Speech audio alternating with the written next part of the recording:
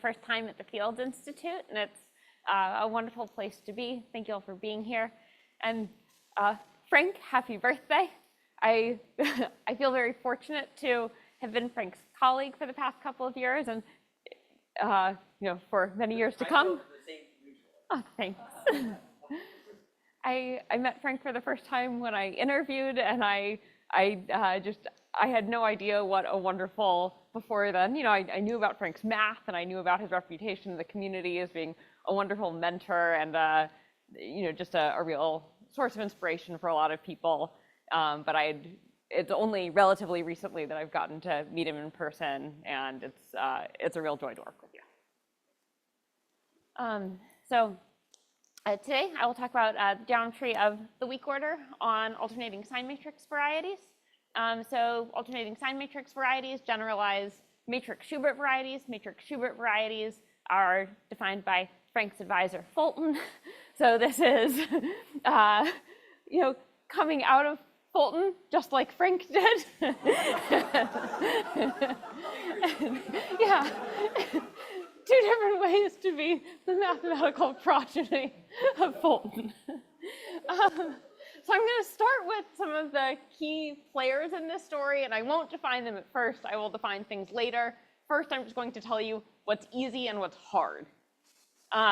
So there's strong Bruja order.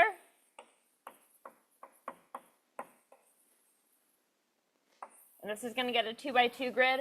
I'm just going to say strong order and weak order throughout this talk and drop Bruja. If someone just says Bruja order, they mean this one. And there's weak order. In both cases, we could talk about just Sn, or we could talk about n by n alternating sign matrices, whatever those are.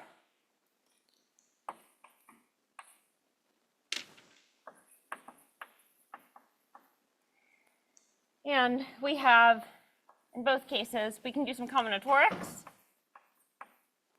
or we could do some 13, 14. Some algebraic geometry and some commutative algebra, and those will mostly be interchangeable for me. It's just a preference for vocabulary in this setting. So strong order, this is induced from the Bruja decomposition of general linear group and strong order on Sn. A great amount is written about it. We know a lot. We like to use it. We feel happy here. Sn, under strong Bruja order, it's a dissective poset. It's not a lattice. If we take the McNeil completion, so just put in greatest lower bounds and least upper bounds, then we get a larger set of matrices. We get ASMN. And this now is a distributive lattice. So this is a good poset. It's a good lattice. It's finite, so it's in particular complete. Oh, and that nose was already there for me. This is a little bit harder than this, because we don't know if we take an element of ASMN and we just want to say, what are the permutations that are minimally greater than it? That turns out is actually kind of hard. But we like finite distributive lattices quite a bit. This is, well, it's just Bruja order. So this is, we're taking Schubert varieties and we're considering containments. And this is also, there's a lot to do in Schubert calculus. We would really like to know, if we intersect two Schubert varieties. Well, basically, we want to be able to multiply Schubert polynomials, and we can understand that combinatorially or through algebraic geometry. And so we understand this pretty well. There's a lot that we like. There's still a lot to do. So I guess maybe I'm just going to make it a little bit less turned upward, because we know a little bit less, but still quite a bit we love it. Sorry? So maybe, I guess, depending on who we are, either we, live more or less in hope, or we feel totally done. ASMN, the alternating sign matrix varieties, well, these are unions of matrix Schubert varieties. If we like a certain kind of variety, maybe we often like to take the union. And the difficulty here is essentially the same as the difficulty here, where it's really, if I take an alternating sign matrix variety, it's really hard to tell what the components are. This, it turns out, is the same question as asking in this lattice, what are the permutations that are sort of smallest above my ASM. So this is going to get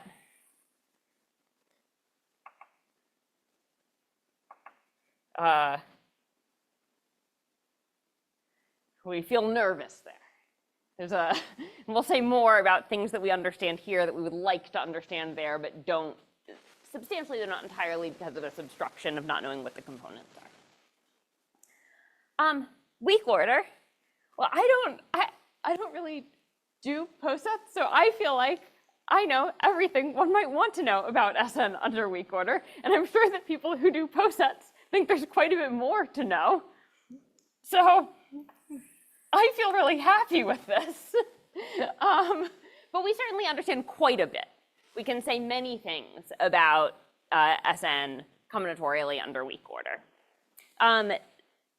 This is roughly going to be, we have Bruchau order, we have containments of Schubert varieties. We are now just going to consider some of the containments. So because I'm happy here, I'm also going to be happy here. And if you're unhappy here, you will be similarly unhappy here. Okay, now we have ASMN. We have a harder order and we have a harder object. And so this is very new. This is Hammacher-Reiner 18. So over here, I said we had this poset we liked, we completed it, and then we naturally, from this poset, got a poset over here.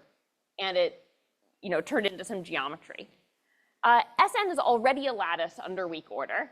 And so it's not the case that we're completing this and getting the ASMs. We just have to have a new definition that, when we restrict to ASMs, happens to agree with it. And so this is, it's work to understand what this should even mean. And Hammacher and Reiner did this in the language of monotone triangles. These are combinatorially equivalent to ASMs. So I'll just state things for ASMs here, but it is the same as what they're doing there. So knowing even what this should be takes some work. It is not just take what you have and do it all the way. And then this is today.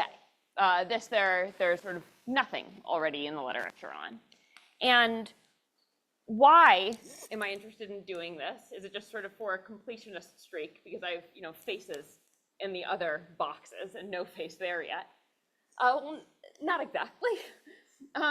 It's also because this nervousness I would like to make better.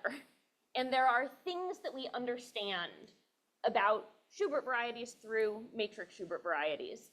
And I would like to have the same type of understanding for ASMs. And strong Bruchau order is maybe not the right perspective, or we're not doing it right. But the information that we have here that I would like to have here is not so immediately available from strong Bruchau order.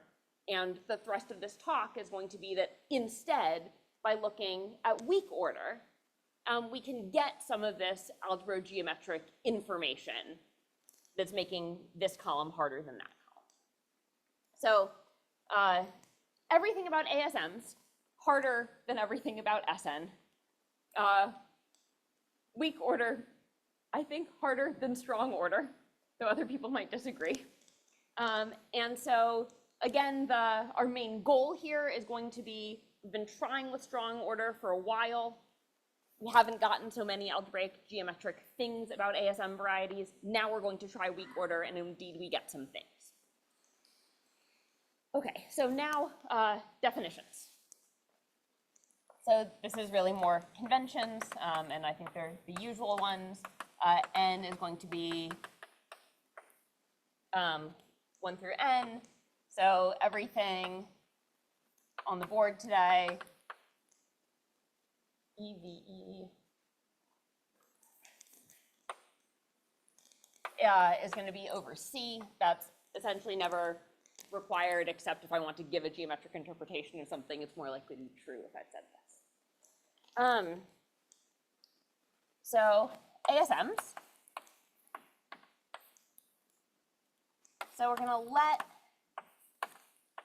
ASM n be the set of n by n matrices with entries in plus minus 1, 0, so that entries in each row and each column sum to 1, and reading any row left to right and reading any column up to down, so reading down columns, the non-zero entries alternate +1, -1, +1, -1, and so on, and then I'm going to end with a 1. So this is the same thing as saying if I take partial entries along, partial sums along each row, left to right, or partial sums down each column, the only answers I can get are 1 and 0. These are not just coming from Schubert calculus. These have an independent life in statistical mechanics and in enumerative combinatorics. So these are old objects that have been around in their own right for a long time. And it's just a small miracle that they happen to index a thing that we care about in Schubert land. So Sn, meaning I'm going to think about Sn always as being permutation matrices. They are your favorite examples of matrices that satisfy these conditions. So Sn we're going to view as a subset of ASMN. And I'm going to do a couple of examples in a minute that will tell you what my conventions for Sn are. So here's an example of an alternating sign matrix. And this is going to be a running example through the talk.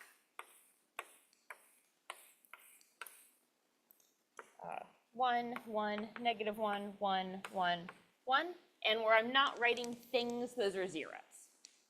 So this satisfies this definition. A non-example is this thing. Will not come back to haunt us. 1, -1, 1, row of zeros, 1, 1, -1. So let's think about everything that's wrong with this. The sum of the entries here is not 1, instead it's 0. This column begins with a -1, that's not allowed. The sum in this row is 0, it should be 1. So this fails to be an ASM for a lot of reasons. Are there questions on the definition of ASM? Okay. And here's an example that will mostly tell you how I'm writing my permutation matrices. So 3, 1, 5, 4, 2. 1, 2, 3, 4, 1, 2, 3, 4. So a dot is going to be a 1. And, sorry, I want this here. A blank space is going to be a 0. So 1, 1 in each row, 1, 1 in each column. What about the 2 dots in the first row? This is an erased dot. So this 3 told me to put a dot in column 3. This 1 told me to put a dot in column 1. This 5 told me to put a dot in column 5. This 4 told me to put a dot in column 4. This 2 told me to put a dot in column 2. So my permutations and my matrices multiply in the opposite order. This is perhaps offensive to some of you in the audience. I understand. I will not change. Sorry? You're not multi-in, it doesn't. Okay, so for an element of ASMN, A will also vary throughout the talk between being this particular A and an arbitrary element of ASMN. I hope that it will not be unclear which one I mean. Define rank A is a function from n cross n to n, where ij is going to the sum of entries of A weakly northwest of position ij. So I think I'm actually just going to borrow a little box above here.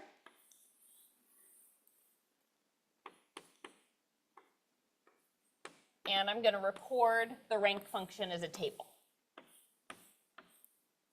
So the sum of entries northwest of here is 0. Sum of entries northwest of here is 0. Sum of entries northwest of here is 1, 1, 1, 1, 1, 2, 1, 2, 2, 3. Now I get this one is northwest of me. 1, 2, 3, 4. So a couple of things to notice when we do this is that we're weakly increasing in every row, weakly increasing down every column. Final column and final row just always go 1 to n. And this is not hard to verify. None of these things are hard to verify from the definition of alternating sign matrix.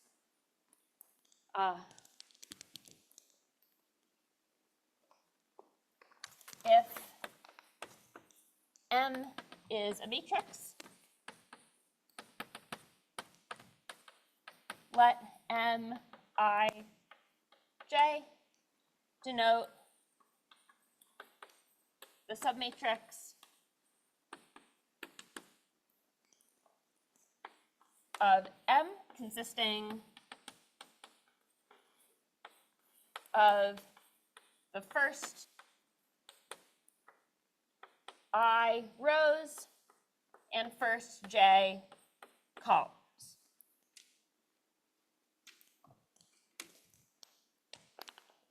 The ASM variety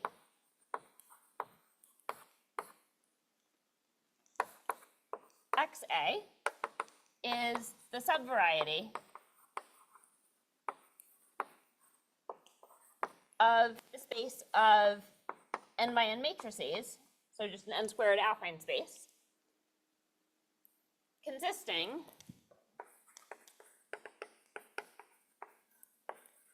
of matrices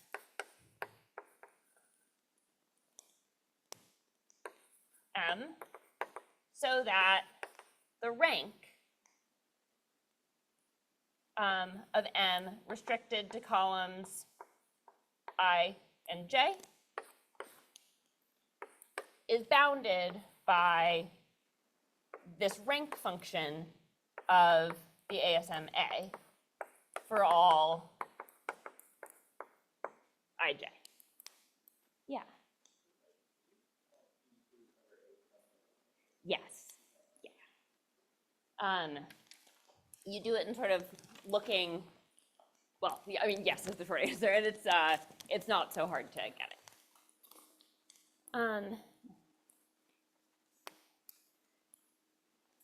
So if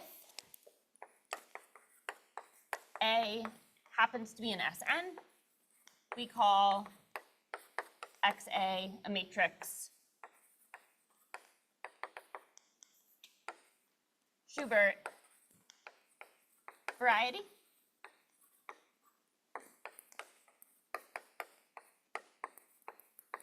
And C. Fulton 92, I should write out Fulton's full name. So Fulton was studying Schubert varieties, matrix Schubert varieties. They're a subvariety of affine space. They are affine varieties. They live above Schubert varieties, and matrix Schubert varieties and Schubert varieties pass information back and forth.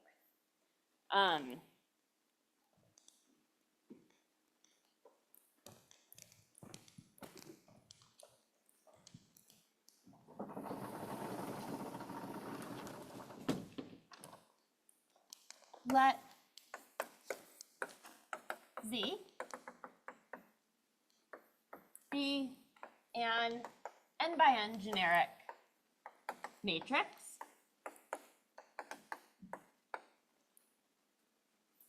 define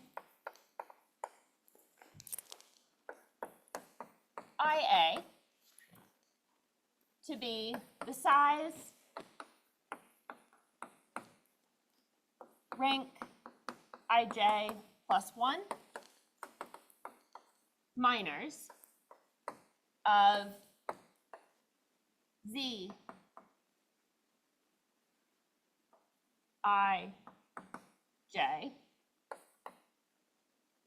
and this is quantifying over ij in n cross n. So this is what would be our first guess for the ideal that defines this variety. Because if I'm insisting that a matrix have rank at most 7, its 8 by 8 minors have to vanish. So, for example, so all of this stuff definitely has to be in the defining ideal. But I've told you this is a variety, so this should be radical. It's not obvious that it is. It's not obvious that we sort of have everything. But indeed, that's true. So let's say actually, write out a table in a second. So call IA a Schubert determinantal ideal if A is an SN. Okay, so let's state some good, before we state some good things, we're gonna do a couple more definitions, but then we'll be done with definitions for a while, and we'll state some facts. So actually, let's just go back. Is it okay if I just keep borrowing random boxes from this board to stay with this example? Maybe I'll erase the definition of ASM.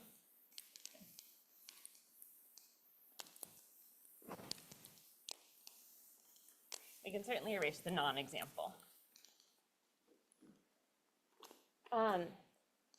So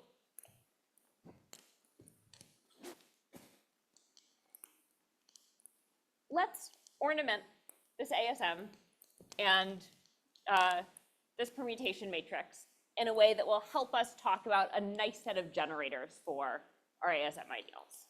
So Anna has admonished me that death rays, which is what we're about to draw, should always be drawn in red. And conveniently, they have red chalk, so we can proceed with this component of the talk. But here's our rule. We're going to start from the bottom of every column. We're going to go up, and we're going to turn right when we see a 1. If we see a -1, we turn left. So that means we go like this.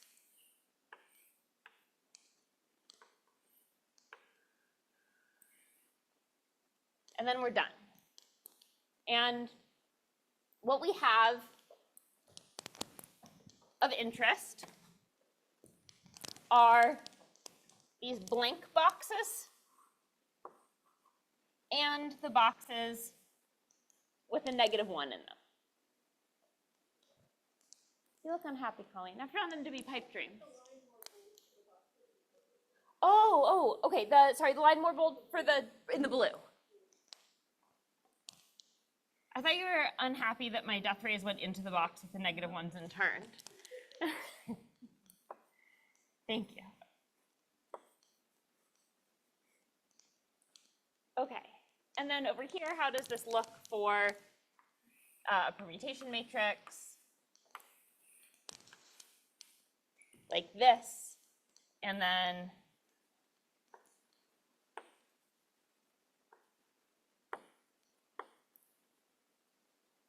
okay, Okay, so these things that I've drawn in various colors, we're going to call these rotodiagrams. Over here, that's definitely fine. Over here, some people use diagram to mean not including the negative ones. This will be a little bit more convenient for us. So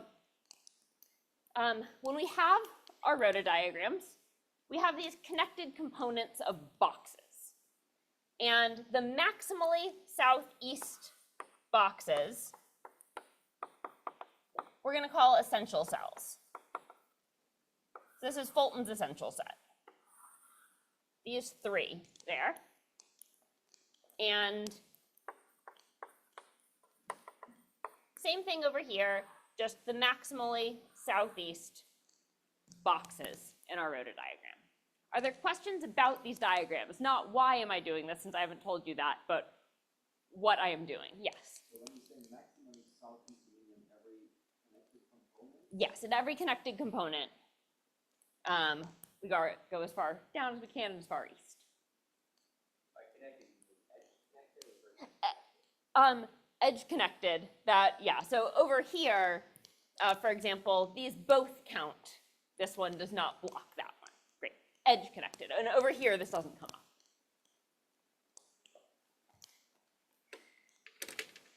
So we're going to say that the inversion set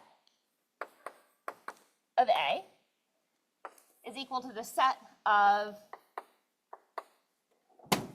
blank tiles and tiles with a -1. So each of these is recording an inversion. I mean, in the traditional sense for a permutation. So this inversion is getting me this box, this inversion is getting me this box, and so on. Over here, this -1 is telling me that these two ones are sort of out of order.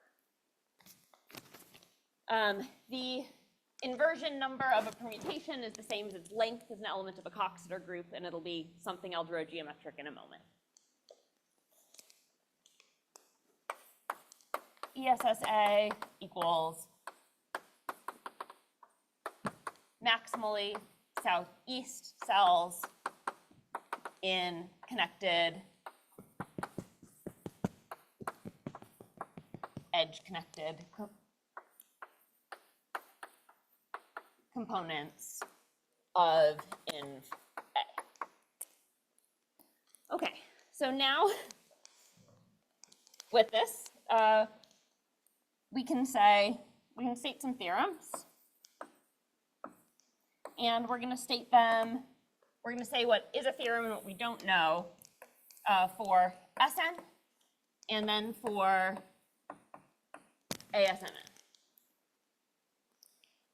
So IW is prime, and I'll put attributions after I'm done with the list, since I'll do a big bracket for some of this.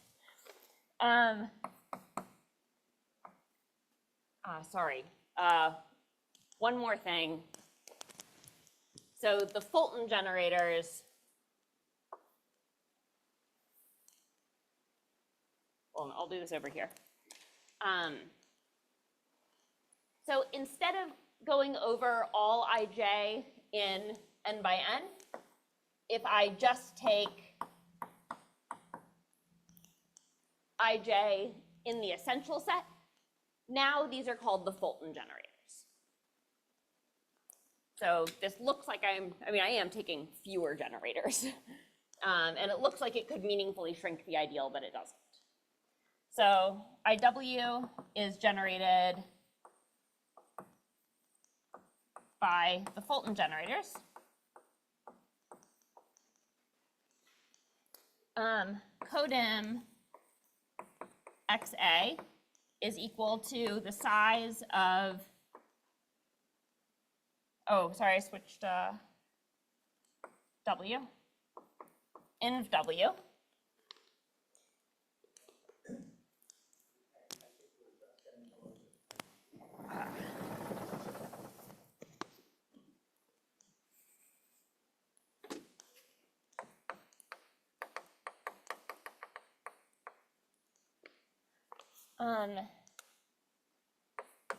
XW is arithmetically Cohen-Macaulay. So that just means that the ambient ring mod IA is a Cohen-Macaulay ring. And we have nice Casanova-Mumford regularity formulas.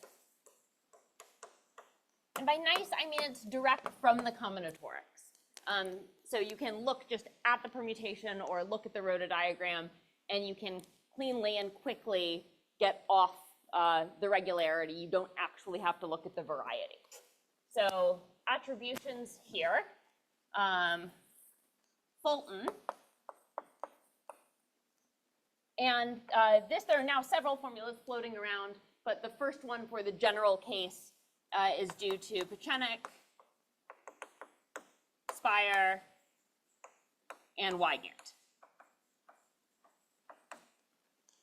So we can understand matrix Schubert varieties very well just from looking at the permutation W.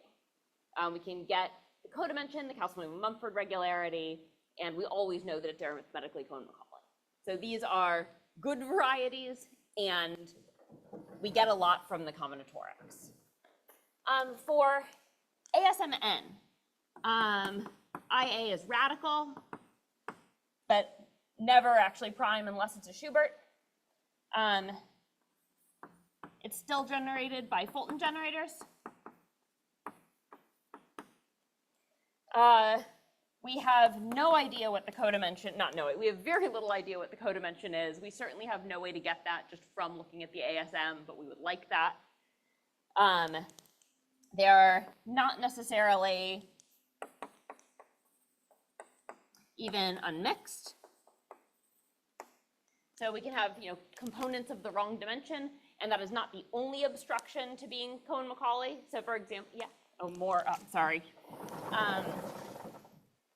we can have equidimensional ASM varieties that fail to be sequentially Cohen-Macaulay. So there are dimension issues and also just other issues with Cohen-Macaulayness. And no idea what the regularity is. So projective dimension and regularity together determine the degree of the K polynomial, or any two of those determine the third. Projective dimension and regularity also give you computational bounds so for getting Grosvenor bases. So this information that we're missing is sort of a lot of information. And what we want is to make it look like the left-hand column. So we want to be able to get the information, not actually from going to the varieties and doing algebraic geometry. We want instead to be able to get clean, fast combinatorial formulas just from the ASM, not by actually making the whole variety. Yeah, Jake?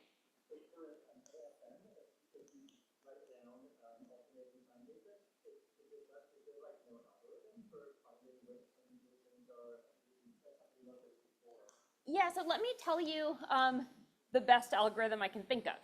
And this is the one that's in the matrix Schubert package. So if you take an ASM, the Fulton generators form an antidiagonal Grosvenor basis. So just tell Macaulay 2 that. Take the initial ideal, now you have a monomial ideal, decompose this, and that's fast. Each Schubert each element of the, so take one component of that decomposition. From the generators, you can read off a reduced word for one of the Schuberts. So you take the set of those reduced words that you get. Those are the minimal primes that index the ASM. So that is computationally reasonably efficient, meaning for stuff that I'm ever coding, that's never the slow thing. But it doesn't give us a lot of intuition. It's not a back of the envelope computation, and it's just sort of it's not direct enough to be able to give us a hope of being able to look at an ASM and decide, for example, is it Cohen-Macaulay what is its regularity. It's a trick. So you basically get all the possible roots for all the possible permutations. You don't get all the reduced Or you words. get some of that. You get some of them, yeah. Not bad. No. I mean, it's not great, but yeah. And for codimension, do you have a director or some director in the sense that it's more than the number of everything, or it's less than the number of everything that you have?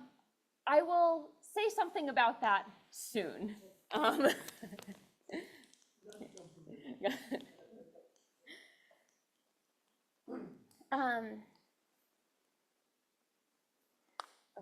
so let's now take, well, we can do this over here.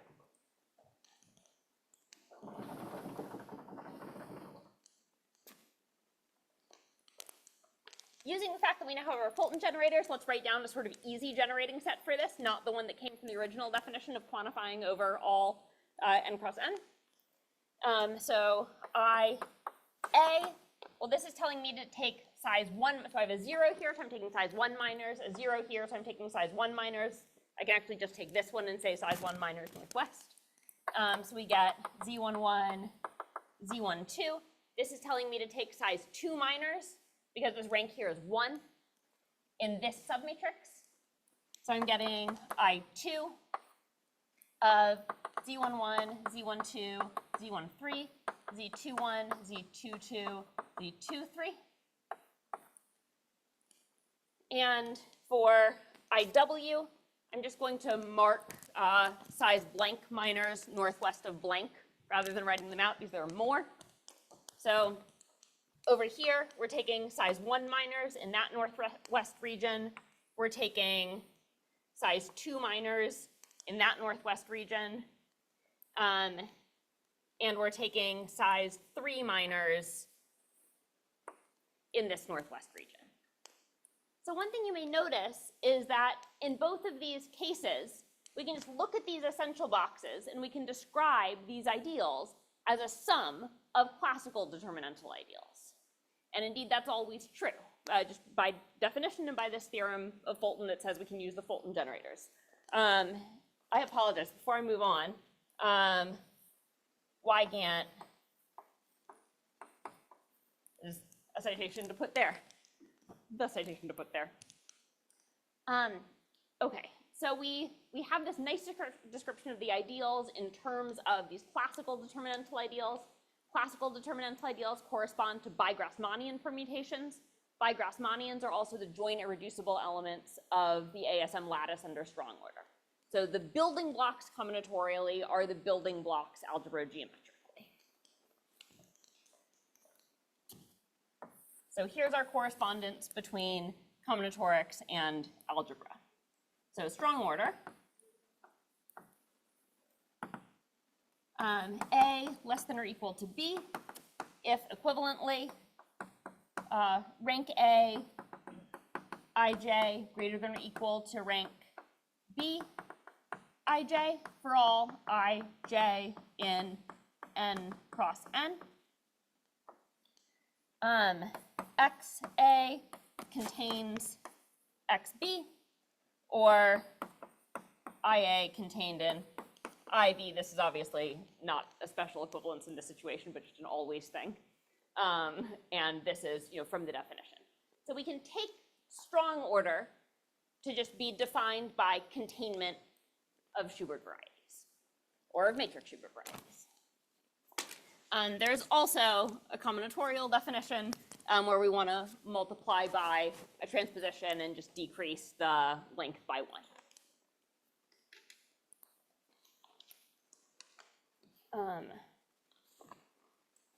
Go here.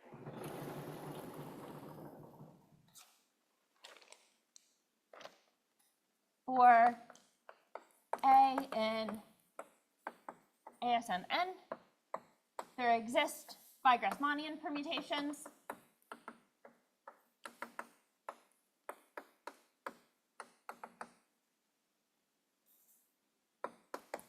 So that IA is equal to IW1 up to IWK, and this is just one bi-Grassmannian for each essential cell. and other permutations, and these are going to be the ones that are minimally above the ASM in strong Bruja order, so that IA is equal to IU1 up to IUL. And maybe this is some picture for why am I studying ASM varieties at all? Well, it's if I want to, even if I'm just interested in matrix Schubert varieties, if I take matrix Schubert varieties and I intersect them, and then I take, then I get an ASM, and I take their components, well, now I'm back to Schubert.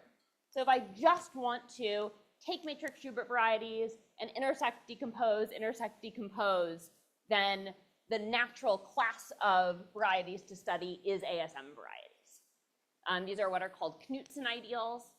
They're simultaneously compatibly Frobenius split, and this all comes from this compatibility.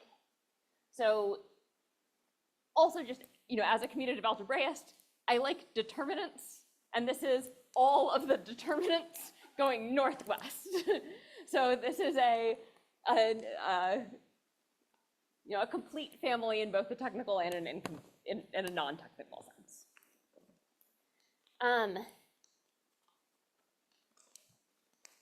So here's the poset description.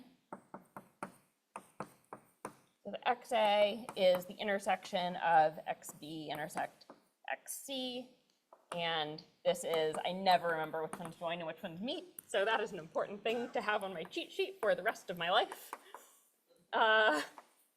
And this one is meet.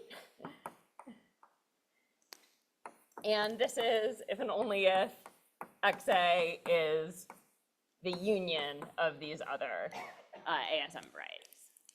So we can take meets and joins, we can decompose, and we can take intersections. Weak Bruja order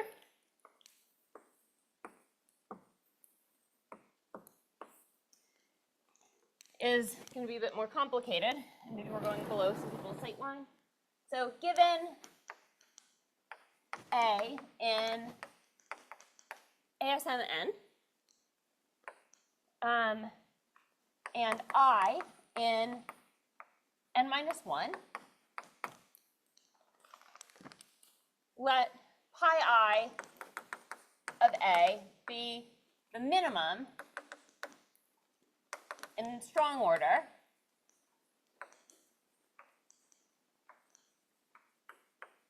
among the ASMs that agree with A except possibly in row I.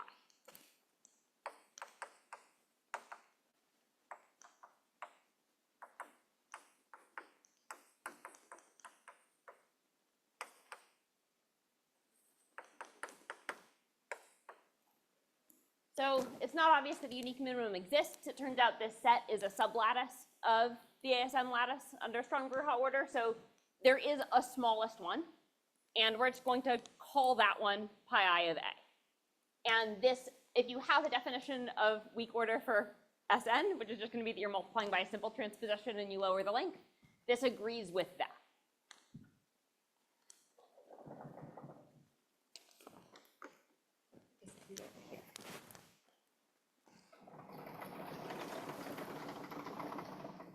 So declare pi I of A. I'm going to use this correct symbol for weak order to be a covering relation when pi I of A is not equal to A, and take transitive closure to get weak order.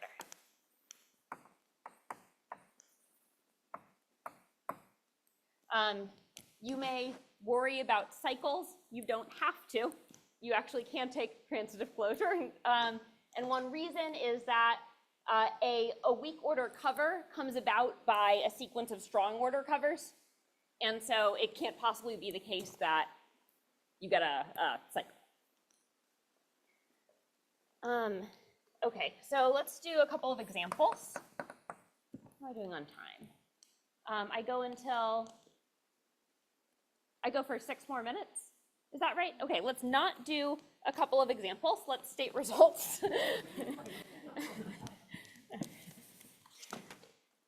So,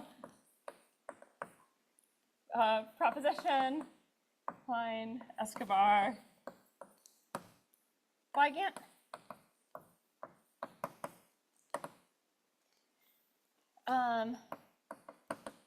So pi I of A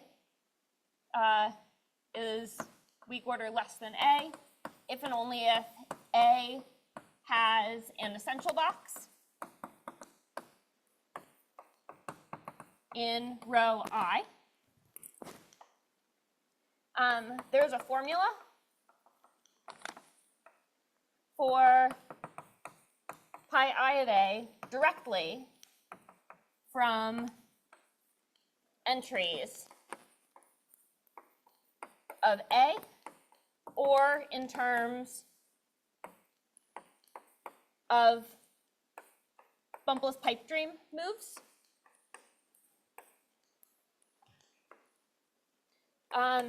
If IA is equal to the sum of IWI, then pi I of A is equal to the sum of pi I of, I guess I want to say, WJ. Weak order also respects these intersections. So IUJ, then we're getting that pi I of A is equal to the intersection of pi I of UJ.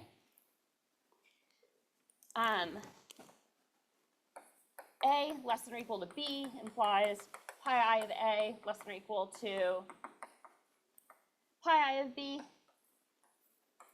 The codimension of X pi I of A is either the codimension of A or, XA, or codimension of XA minus 1. So this is the same as what happens in strong order. In particular, that's telling us that we have at least some formula for the codimension.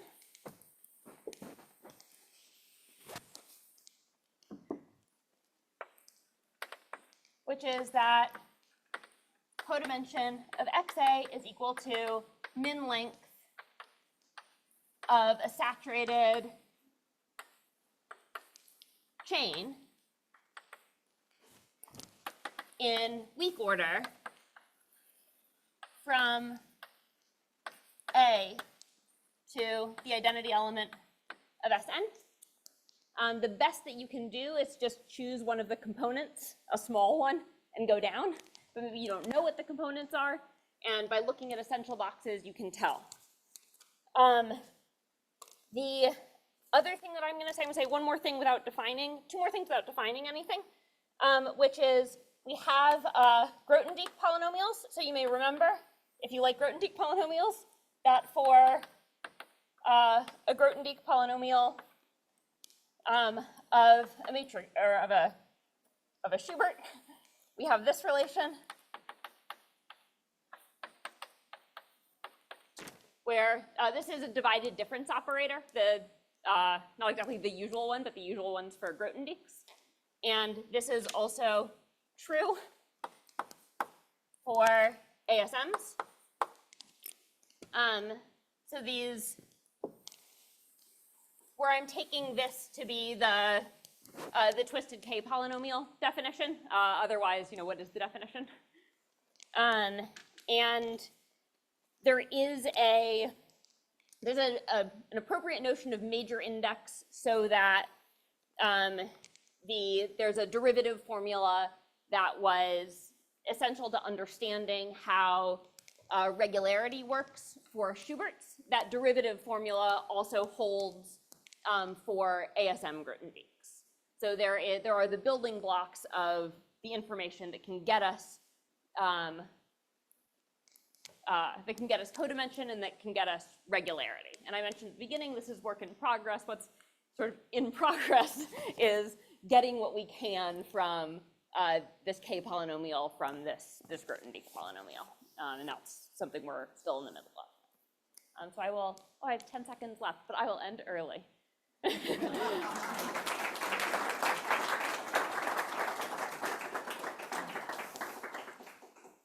Any questions? Klein. I'm sorry, maybe I'm not supposed to call on people. You're good. Do you have an understanding for which of these are actually Cohen-Macaulay? No. That's really hard, and boy, have I tried. There are some classes of them that are Cohen-Macaulay that I can describe, but it's pretty minimal. There is very little that I can do to look at an ASM and say when it's Cohen-Macaulay.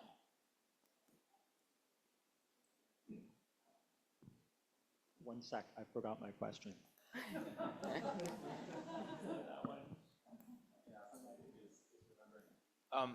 So because you said the rank matrix is kind of the same data as the ASM, I Yeah. feel like a really naive thing to look at for this rank matrix is just count the number of like standard Young tableau that limit to this when their entries coincide.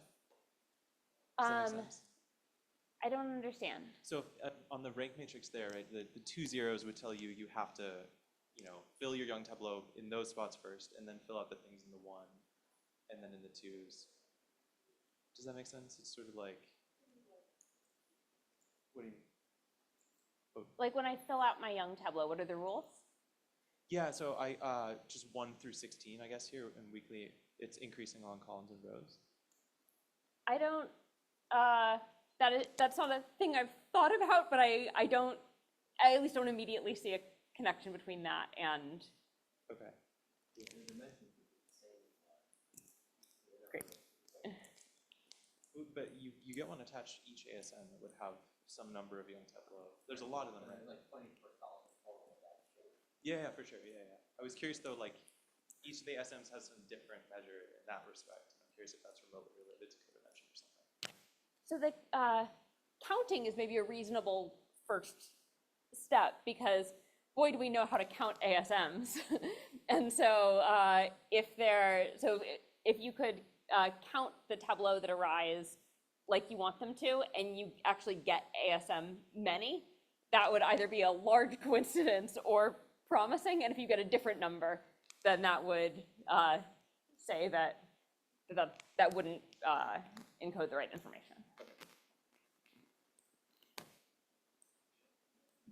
I actually have two questions now. I have one based on Colleen's question. So for Cohen-Macaulayness, I know that for Schubert varieties, there's pattern avoidance conditions for that kind of. They're all Cohen-Macaulay, but for Gorenstein, yeah, there sure, is yes. Right, a exactly. generalized, Right. which Alex, I'm sure, would be happy to tell you more about.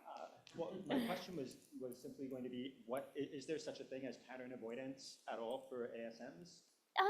Yes, but it does not, and that was, thank you for the question. That was a thing that I tried with REU students unsuccessfully, where, so one way to think about pattern avoidance for Schubert would be containment of matrices. And so my hope was that if one ASM contains another ASM as a proper submatrix and it's not Cohen-Macaulay, then maybe the big one isn't. And that fails in, I think, ASM 5. I know. But what would, say, interval pattern avoidance mean? I have no idea.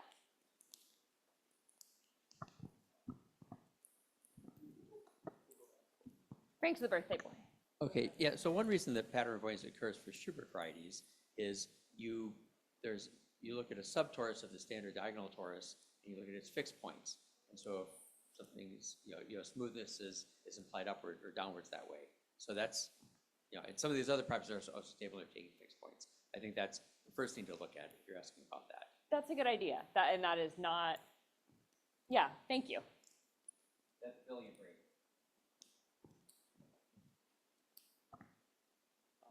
For the result about codimension Yeah. and the corollary you stated that it's the minimum length, Yeah. I was just wondering, because in the statement you wrote above, sometimes the codimension doesn't drop when you apply a pi I. So I was wondering, Right. how do you get the, what is the actual logic getting Yeah, this so minimum suppose that your ASM is not equidimensional, and maybe I'm getting, so if pi I is not the identity map on my ASM, then it has to be dropping the codimension of one of the Schuberts that's involved in the, and so maybe I have my ASM, it's not equidimensional, say I've got 1' of height 4, 1' of height 5, and pi I acts non-trivially because it's dropping the codimension of the height of the length 5 Schubert, and now I am equidimensional. I just have everything as codimension 4. And that's a way that I can get a saturated chain that's not recording codimension. One of these non-minimal ones is if I take my pi I so that I'm dropping the codimension of one of the Schuberts over here, of a different Schubert over there, of another Schubert over there, and then I'm just being very inefficient. Any other questions? Okay, let's thank Patricia again.